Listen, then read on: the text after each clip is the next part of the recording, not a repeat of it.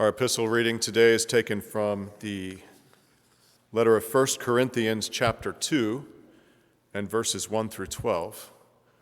Listen to what the Spirit might speak into your life today in this reading from 1 Corinthians 2 at verse 1. When I came to you, brothers and sisters, I did not come proclaiming the mystery of God to you in lofty words or wisdom. For I decided to know nothing among you except Jesus Christ and him crucified. And I came to you in weakness and in fear and in much trembling. My speech and my proclamation were not with plausible words of wisdom, but with a demonstration of the Spirit and of power, so that your faith might rest not on human wisdom, but on the power of God. Yet, among the mature we do speak wisdom, though it is not a wisdom of this age or of the rulers of this age, who are doomed to perish. But we speak God's wisdom, secret and hidden, which God decreed before the ages for our glory. None of the rulers of this age understood this, for if they had, they would not have crucified the Lord of glory. But as it is written, what no eye has seen, nor ear heard, nor the human heart conceived, what God has prepared for those who love God. These things God has revealed to us through the Spirit. For the Spirit searches everything, even the depths of God. For what human being knows what is truly human, except the human spirit that is within?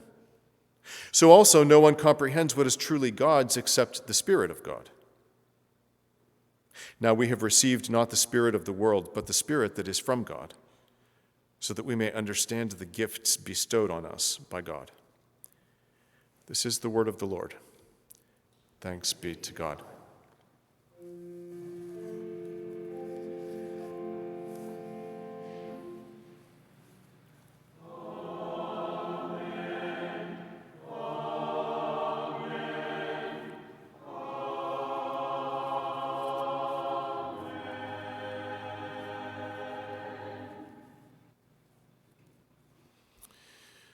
What human knows what is truly human, except for the human spirit that's in them?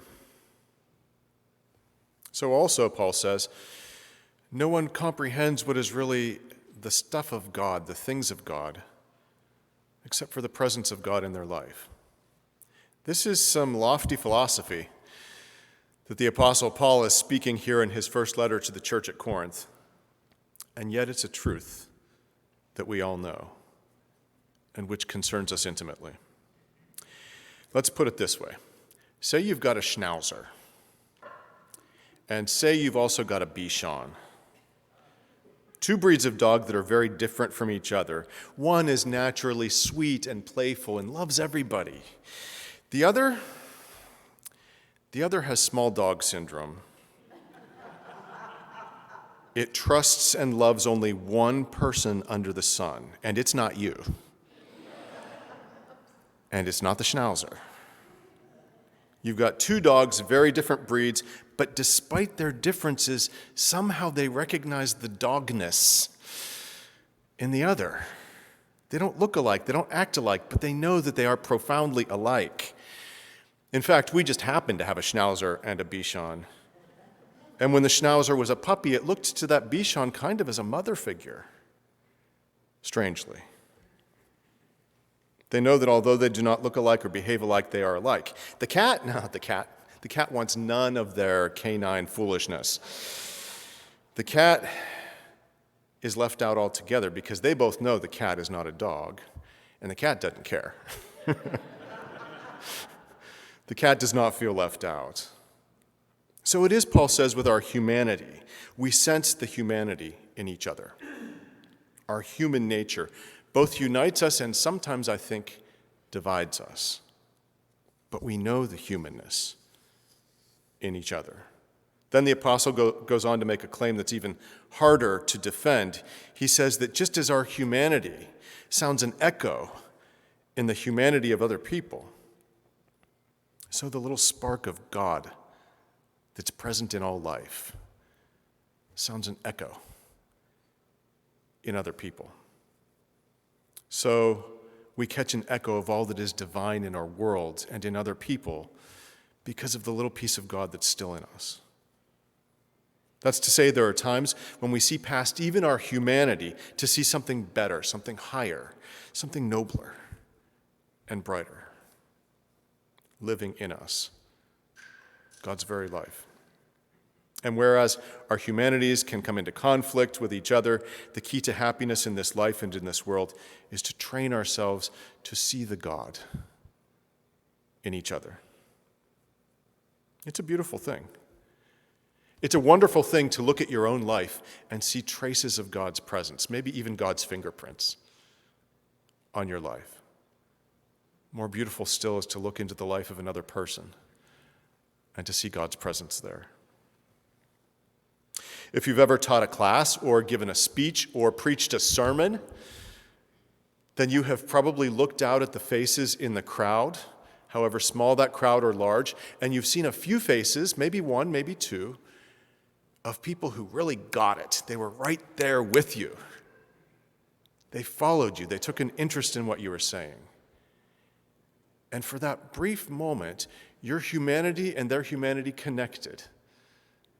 And maybe you would never see them again. I dare say it's probably the same if you sing or if you're a musician and you perform and you look out and you see somebody out there in the audience who really is into your music. They hear what you're doing. They hear the skill that it takes and the beauty of it. And you see it on their face. Now, whether you're performing music or whether you're speaking, there will be those few who are just following along, politely listening. There will be others who are looking at their phones like zombies. But there are those who are with you, and there's a connection. And your humanity and their humanity have met, and it was beautiful if brief. And I dare say it makes you feel a little less alone while you're standing up there. Let's do this. Think about a song that you've always loved. Whenever it comes on the radio or Spotify or Pandora or whatever you listen to, you have to stop what you're doing and turn up the volume. Have you got a song? I Googled the most popular songs of all time to see if I could suggest a few for you, but I didn't like the list that I got. It claimed that the most popular song of all time is The Twist by Chubby Checker. Number 2 is Mac the Knife by Bobby Darin. Yeah, it didn't do it for me either. It tried to convince me that a few songs from the late 90s when I was a missionary in Africa were on the top 10 list, like Who's Ever Heard of This? How Do I Live by Leanne Rimes. I missed half a decade. It said the Macarena was on the top 10 list. And get this, if you're a child of Generation X, Physical by Olivia Newton-John. None of those do it for me. But think about a song that you hear on the radio or Pandora or Spotify that you really love. Pick a song if you don't have the Macarena stuck in your head now. What do you love about that song? Is it its passion? Its sadness? Its playfulness, its urgency, its wildness, its raw, primal beat. Whatever it is, it's its humanity that you love. It's the humanity of that song. It speaks to your humanity in a special way, and you get it. You get it. A line of poetry can do the same thing. It speaks something into your experience of life or your memory, and it can move you. A simple phrase from a book or from the Bible can speak to you so powerfully that you get it framed and put on your wall or else tattooed onto your skin for some people. Its humanity cries out to your humanity, and it makes you feel like somebody out there knows what it is to be you. Somebody out there gets you, and it makes you feel less alone in the world. A painting can do it. An artist can paint a human face or a bowl of fruit or a tree. And you'll look at it, and the color and the light and the layout, it all makes you see something beautiful, not just in the painting, but in your own life. It makes you see life in a new way. Its humanity speaks to your humanity. Sculpture, dance, fashion, photography, quilting, folk music, any music, interior decorating, pick your passion. They all have the power to help you see life a little more clearly, to see past the busyness and the worry and the stress to everything that is lovely and good and worth exploring. Think how a single photograph from 1972 rocked the American conscience, and even if you weren't alive then, you know the photo I'm talking about, because it caused us to question things that we had never questioned before.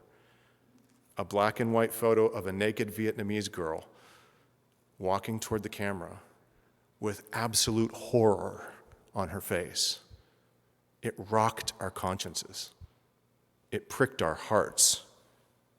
Her aching humanity shone across divides of race and politics and national pride, and it spoke to us. What is human in us recognizes what is human in others. But sometimes better still, what is holy in us, what is divine, recognizes what is holy in others and in ourselves and in our world. Here in 1 Corinthians, the Apostle Paul is speaking about the days when he was a missionary to that crowded cosmopolitan market town of Corinth, which was the crossroads of the Roman Empire, a place where every god was worshipped and every tongue was spoken. And he says, I didn't come to you with fancy speech. I didn't come to you with wisdom or philosophy or big words. I came to you with simplicity and humility. I came only with Christ and him crucified.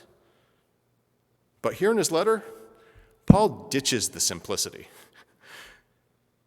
And he unleashes some coursework from Philosophy 101. He's talking here about self-awareness.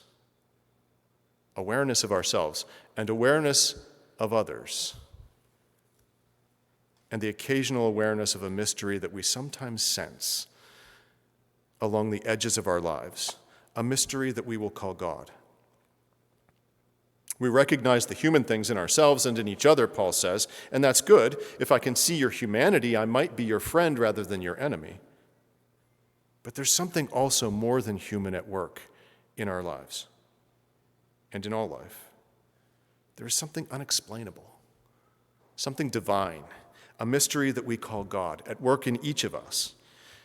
And we contain embers and sparks and flickers of that holy light from which we all come. And its glow, the glow of our collective sacred flickering, lights up our world, just as our collective shared darkness makes the world all the darker. But all too often, we fail even to see the humanity in each other, much less the divine, the light that God placed there. And yet, if I can see the little piece of God in you, will I not love you? If I see that light, however dim, in you, then I will love anything that causes that light to grow. And I will hate anything that tries to put a bushel basket over that light in you. To see each other's humanity as good, but to see the little bit of God in every person, to see our sacredness, is better. Our humanity is good, but it's also the thing that is used to turn us against each other quite frequently. Have you ever seen those old propaganda cartoons from decades past? If you look on the internet, you'll find even old cartoons from England and France back when they had empires.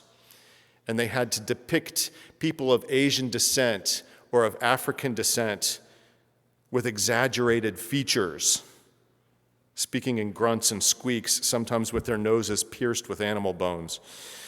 And why did they do this? Because if they could convince the people back home that Africans are just apes, they can take their land. It's okay what they're doing. out in the world, if they can somehow diminish the humanity of the other, then what they're doing is okay.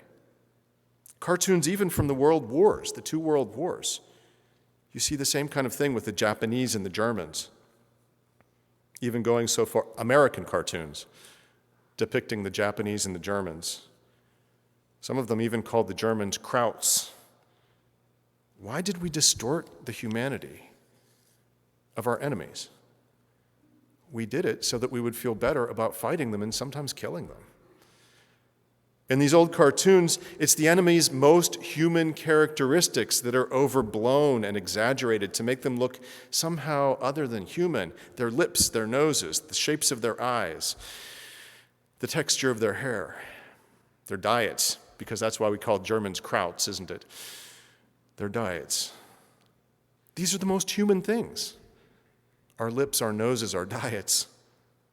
But they're mocked and made grotesque so that we will feel disgust for other humans.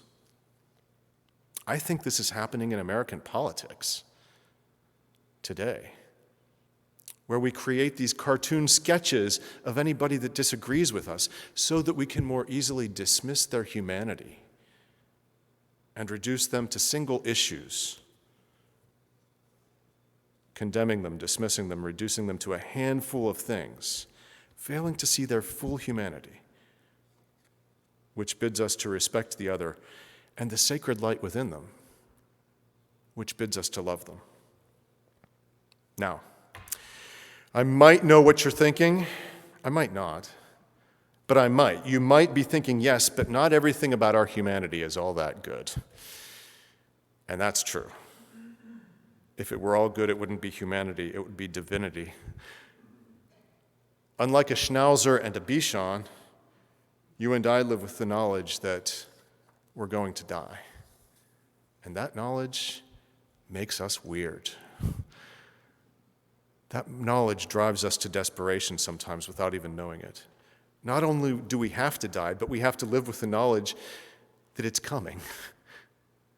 And that knowledge drives us to extremes. Whereas it is very human to love our own and to love those who can love us back. And it is very human to treat strangers with hospitality and to endeavor to behave honestly.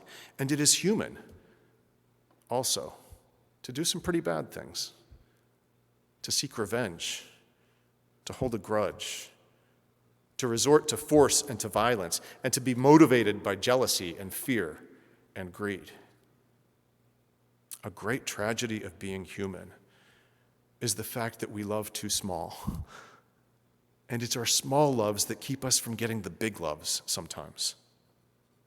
I love my own people, and so I treat people outside my circle as a threat.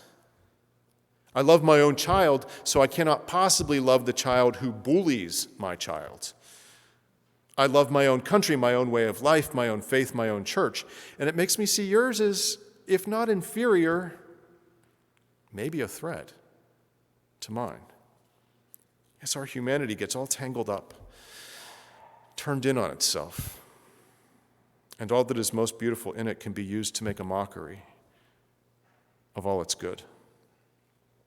And yet, the God in you will always call out to the God in me. This past Friday, our choir joined with the musicians at the Jewish synagogue Temple Emmanuel to sing for their annual Shabbat Shira, which is their musical Sabbath, when they sing the Song of the Sea, which is the poem in Exodus 15, just after the children of Israel have crossed over the Red Sea, and they rejoice.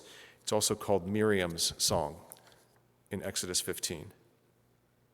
Let me tell you, you put Art Thomas in a yarmulke and have him sing a few lines in Hebrew, and you could be forgiven for mistaking him for a rabbi. Now, of course, at this service, there was no mention of Jesus, there was no Trinity, there was no doxology, there was no Lord's Prayer, there was no Apostles' Creed, and yet there was a beauty and a sacredness to the worship in that place. And I think we all found it very moving, those of us who were there. There was an ancientness and a peace, and there was a real joy too. I have colleagues who would protest and say, no, Jews aren't Christians. How can Christians worship with Jews? But God was fully present. The sweet Jewish lady beside me was honestly moved to tears during the sung prayers when we asked for healing for ourselves and for loved ones and for our world. It's an entirely different faith from ours, but the God in them and the God in us brought us together. And then that God rejoiced in our togetherness and gave us joy as well. It was beautiful. What is the God in us? Everything in us that is better than human, more than human. It is love without borders. It is creativity. God is a creator, still creating, and everything in us that is creative is divine. God does not punish or exact vengeance, and everything in us that resists these human urges to get revenge or to punish, that's divine. God is not jealous, despite a few verses in Exodus, and to rise above jealousy is divine. God, as we said last week, is humble. And whenever we can get outside of our egos and get over ourselves, that's divine. God is not greedy. And whenever we, with God's help, can resist the constant desire for more, then we are practicing the divinity within us. God is all beauty, all goodness, all truth, all love, not just for our own kind, but for the other, for the stranger, for the alien. And whenever we celebrate these things, in ourselves and in one another, we are engaging in the worship of God. Our humanity is good, but it's imperfect, and yet there is a small degree of perfection struggling in every life to grow, to be bigger. Creativity, mercy, humility, generosity. These are God living in us. Sometimes we can feel like there's a darkness in us that no light can reach. Maybe if your own light can't get there, somebody else's light could. Or maybe, if they have a darkness in them that their own light can't reach, maybe your light can get there. You are the light of the world. Our task today is to seek the divine light in ourselves and in each other. Amen.